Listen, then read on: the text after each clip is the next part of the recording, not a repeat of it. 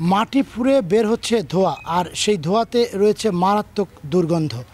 আর এই বিষয়টি নিয়ে এই এলাকায় কিন্তু ব্যাপক চাঞ্চল্যের সৃষ্টি হয়েছে। ঠিক এমনই এই ঘটনাটি ঘটেছে ফরিদপুরের বোয়ালমারী উপজেলা স্বাস্থ্য কমপ্লেক্সের চত্বরে। আমি এই মুহূর্তে রয়েছি সেই হাসপাতাল চত্বরেই। এখানে কিন্তু আসলে একটি বৈদ্যুতিক খুঁটি রয়েছে, এই খুঁটির গোড়া দিয়ে বের হচ্ছে ধোঁয়া।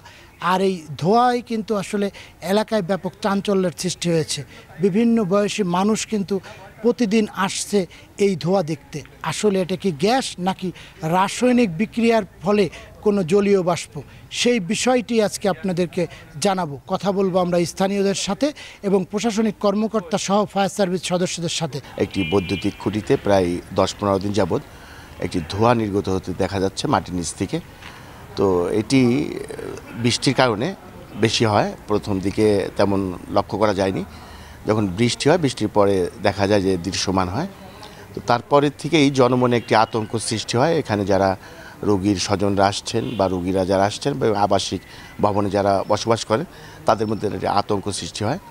পরবর্তীতে উপজেলা স্বাস্থ্য কমপ্লেক্সের কর্তৃপক্ষ এবং বোয়ালমারী উপজেলা নির্বাহী কর্মকর্তা বিভিন্ন স্থানে যোগাযোগ করে সর্বশেষ তেল এবং গ্যাস অনুসন্ধানী টিম ব্যাপেক্সের একটি দলকে জানানোর পরে তারা আসে এবং তারা এসে এটাকে পরীক্ষা নিরীক্ষা করে জানে যে এটা আসলে প্রাকৃতিক গ্যাস নয়, তবে এটি একটি মাটির নিচে কোনো বজ্র পদার্থ যেগুলা রয়েছে তার থেকে রাসায়নিক বিক্রিয়ার ফলে এই ধোঁয়াটি হচ্ছে। আজ কতদিন ধরে বৃষ্টি নামলে পরে আরও বেশি ধুমো মতো দেখা গেছে।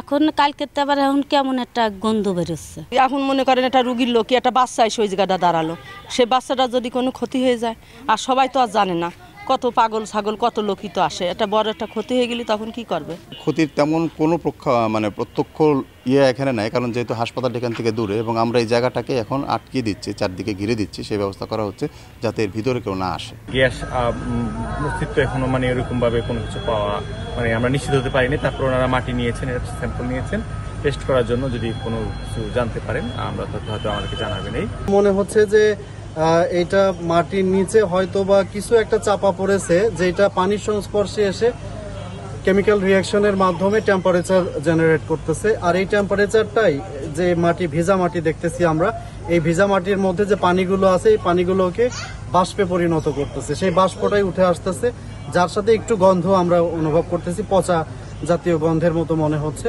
আসলে এইটা আমার মনে হয় যে ওই কেমিক্যাল রিয়াকশনটা তখনই ঘটতেছে যখন বৃষ্টিপাত বেশি হচ্ছে, পানির সংস্পর্শে ওই সাবস্টেন্সগুলো আসছে, তখনই আসলে এই বিক্রিয়াটা সম্পন্ন হচ্ছে এবং বিক্রিয়ার মাধ্যমে তাপ উৎপাদন হচ্ছে। আর এই তাপের কারণেই এই জায়গাটা গরম হয়ে আসে। হাসপাতাল চত্বরে মাটি ফুঁড়ে গ্যাস অথবা রাসায়নিক বিক্রিয়ার ফলে যে জলীয় বাষ্প বের হচ্ছে সেটি কিন্তু মারাত্মক দুর্গন্ধ ছড়াচ্ছে। হাসপাতালে আসা রোগীরা চিকিৎসা নিতে আসলেও এই দুর্গন্ধে কিন্তু আরেকটি সমস্যা হয়ে দাঁড়িয়েছে তাদের, এবং রোগীদের স্বজনদের কিন্তু দুশ্চিন্তায় পড়েছেন যে হাসপাতালে এসে চিকিৎসা নিতে এসেও কিন্তু তারা নতুন করে আবার কোনো রোগে আক্রান্ত হবে কিনা, এটা নিয়েও কিন্তু তাদের মনে রয়েছে নানা প্রশ্ন। স্থানীয় এবং রোগীদের স্বজনের দাবি যে এইখানকার যে হাসপাতাল কর্তৃপক্ষ এবং স্থানীয় প্রশাসন খুব দ্রুতই এই যে ধোঁয়া বের হচ্ছে এই ধোঁয়াটা বন্ধ করতে প্রয়োজনীয় ব্যবস্থা নেবে, এমনটাই কিন্তু প্রত্যাশা রোগীর স্বজন ও স্থানীয়দের। শিকদার সজল, সময় সংবাদ, ফরিদপুর।